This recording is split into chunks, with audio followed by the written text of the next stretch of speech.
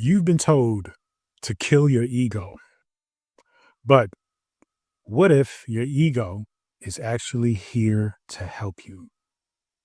My name is Peter Abundant, aka Dr. Abundant, PhD and ordained minister of metaphysical sciences. I am also the author of The Enlightened Shadow and Spiritual, Not Religious, both available on Amazon and Audible. Now, the ego. The ego is a very complicated thing. It's a very complicated aspect of who you are.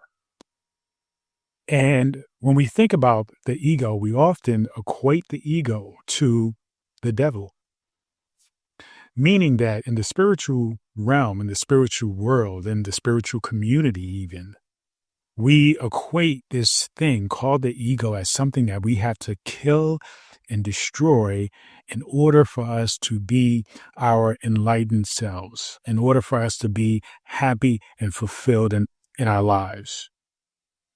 When we're coming from more of a religious background, the same thing applies to the devil, right? That we have to figure out a way to get rid of the devil and his influence on us, and God, right, will come and destroy the devil. Now, what I want you to understand is that there is a connection.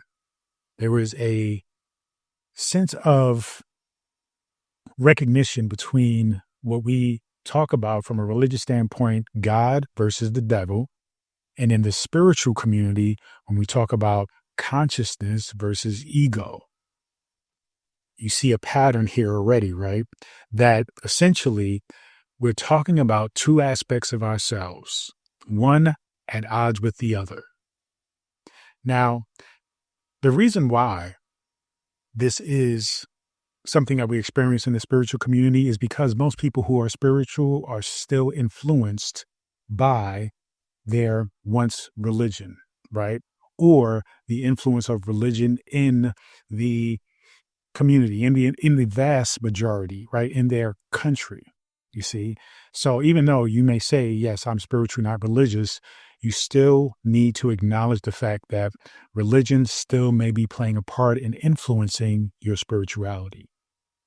This is a perfect example that in order for your consciousness to be pure, for you to actually live in consciousness, be happy, be fulfilled, you have to kill the ego. You have to create, or what they say is cause an ego death, right? And kill the ego off.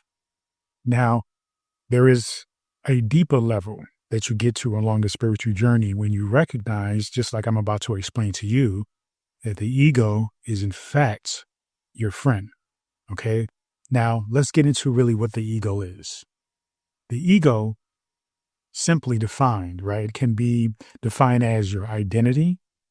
It can be defined as your stories. It can be defined as your sense of self. But for me, I acknowledge that the ego is a protective mechanism that we need to create a sense, even though this sense is delusional or is an illusion, it is a sense of separation between yourself and everything else, between yourself and me even. Why is that? Because when we were evolving throughout this planet, and even still to this day, there are dangers that we have to be mindful about. And if you don't have an ego, then you will simply ignore those dangers and walk right into those dangers. Okay. You can not be able to recognize when somebody is out to hurt you. You have a pure naivete about your existence. Whereas in this physical world, because we are physical beings, then physical harm can come of us. Now, on a spiritual level, consciousness can never be harmed. And so while we are in this realm, we are balancing these two, what seems to be opposing, opposite, characteristics or perspectives. We have to bring these to a certain balance, recognizing deep within that we are all one, but also recognizing from an ego standpoint that we are separate in terms of you can actually harm my physical body and thus stop or create a space where I cannot progress throughout this spiritual journey like I have chosen to do, right? Or you cannot progress through this spiritual journey as you chosen to do when you decided to come here. So essentially, we're acknowledging that we can, in fact, have our spiritual journey interrupted, right? Disrupted by way of, violence, by way of stupid accidents, drunk driving, things of that nature. And so your ego, part of his job, the main part of his job is to protect you and recognize danger. Now, that goes beyond just simply the physical danger. It goes into mental danger, spiritual danger, emotional danger. So when we think about emotional danger, we're talking about like emotional abuse, verbal abuse. We're talking about manipulation of different levels. We're talking about people really playing mind games with you, you know, including the physical dangers. So we want to establish that the ego's job is to really create a sense of awareness that is to keep you safe, to keep your physical body safe. So in other words, being in this physical realm, you need the ego to protect this physical body. You see? So the ego in itself is not evil. Okay? It is functional. But here's the thing. If you're not mindful about the tendencies of the attributes and the way the ego sees the world, then everything will appear to be dangerous to you. Everything will, in fact, be something that can cause you harm. And that is what we talk about when we talk about this comparison between the ego and the devil. You see? Now, what I want you to understand is that the devil in itself is a lie. The ego is simply taking you out of the context of you understanding you are oneness and putting you in this position of only seeing yourself as separate from everything else. Now, when we think about the contrast between consciousness and the ego, they are essentially the same thing, right? They are essentially the same thing in terms of they are awareness. They represent awareness. Consciousness is awareness. Ego is awareness. Consciousness, though, is the awareness of oneness with all things, the awareness that you are creator of your reality. Ego, on the other hand, is the awareness of dangers of the physical body. Now we know the spiritual realm is the true realm. That is actually reality. Whereas this physical realm is actually more of a simulation. And so you have to pay attention to these two aspects of self, just like all that you observe in the universe has two aspects of themselves, right? They have what we call opposites or opposing forces. I call them sides of a spectrum of the same essence. Up, down, left, right, hot, cold. You see, you keep going down that understanding of these contrasts that are always in play. Your consciousness and the ego, they are the contrasts, maybe you can refer to them as the opposing forces of self, but really they just represent two sides of the same essence, which is you, especially you here in this physical form. You see? So what I want you to understand is we tend to feel like the ego is our enemy. We tend to feel like the ego is in fact the devil, right? We had this similarity between the ego and the devil. Now, when we get into even from a religious standpoint, I always thought it was interesting that if God created the devil, then how is it that the devil can be such a problem? Okay. The same thing applies to the ego. The ego is a manifestation of consciousness because you are in this physical plane. You need the ego. Now, consciousness is way more powerful than the ego, but you must, because you are a person who has free will, has to identify that you get to choose between two things, being led by consciousness or being led by the ego. When you are led by the ego, oftentimes you are unaware. You are unaware that you're being led by the ego, in a perpetual state of being aware of only the dangers.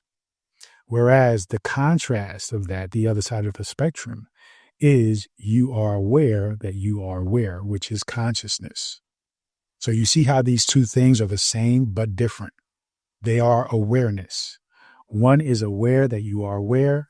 The other one is aware of danger, which is really a representation of not being aware. It's a representation of not having the knowledge, the wisdom, the insight.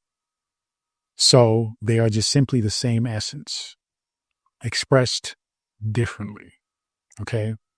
Now, the thing with ego is it acts out when you are about to grow, when you are about to change or expand. That's the tricky thing about the ego is when you are on this spiritual journey, and even times when you are not conscious of the spiritual journey, when you are at a point, a threshold of making a breakthrough, of seeing an opportunity, of maybe even meeting the love of your life, of creating a amazing business that will make you lots of money and great, financial success, you will be confronted with a variety of different emotions: fear, doubt, insecurity. That is because it is your ego coming out, basically not wanting to conform, not wanting to change and adapt. It is your ego simply representing your comfort in the same, right? In the familiar. Okay. But you need to recognize that discomfort is in fact a signal. It is not necessarily a representation of something actually attacking you. It is just simply a signal. And this takes an ability to tap into an evolved way of thinking, where you see that when you are feeling scared, when you're feeling doubtful, when you're feeling like you're not sure of yourself, that is simply the ego letting you know that there is a potential, the possibility, even the likelihood that you are about to make a breakthrough, that you are about to expand, that you're about to change.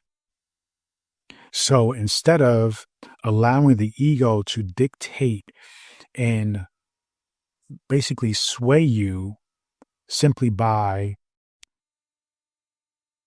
giving you certain emotions and you taking those emotions and saying, I don't want to feel this, I'm going to run, okay, fight or flight, which is an ego-driven mechanism.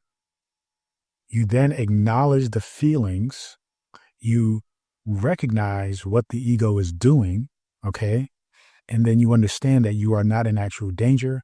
You are at a point of self-realization. You are at a point of expansion, change, transformation. And so it is then your job, by way of recognizing the power of consciousness, that you then push forward and continue moving. You're not under attack. You're not in danger. You are simply at a precipice of transformation, change, and basically coming into your true self. So the ego is really your messenger. It shows you where you still feel unsafe and even unworthy, for you to then acknowledge, address, and heal that sense of safety and worthiness, so you can transcend it, so you can go beyond it, so you can actually step into your true self. So use the ego as a tool to become more conscious, not as something that is going to cause you to respond in a fight or flight type, way. Okay. It's not something you necessarily want to ignore, fight. You want to embrace it. You want to receive the signal in a way that allows you to just evolve and move beyond what is current in your life. Because the only time you really face things like fear, anxiety, doubt, insecurity is only when opportunities for change happen. When you are constantly comfortable and you never have to deal with those emotions, that just simply means you're not going to evolve. It simply means you're not growing, you're not expanding. And when that truly happens, then essentially, spiritually speaking, you are not living. You are not alive. You see? So you have to essentially learn to listen and reflect on what the ego is telling you. And then you thank it. You recognize that the ego is here for you. You recognize that it is a sidekick to consciousness. It is an assistant. It is in a supportive role in you recognizing who you are. So reassure that with your consciousness and your consciousness awareness that you will step into your higher self. And it just simply takes that constant repetitive practice of listening, reflecting, and thinking. Listen, reflect, and thank your ego for bringing to your awareness the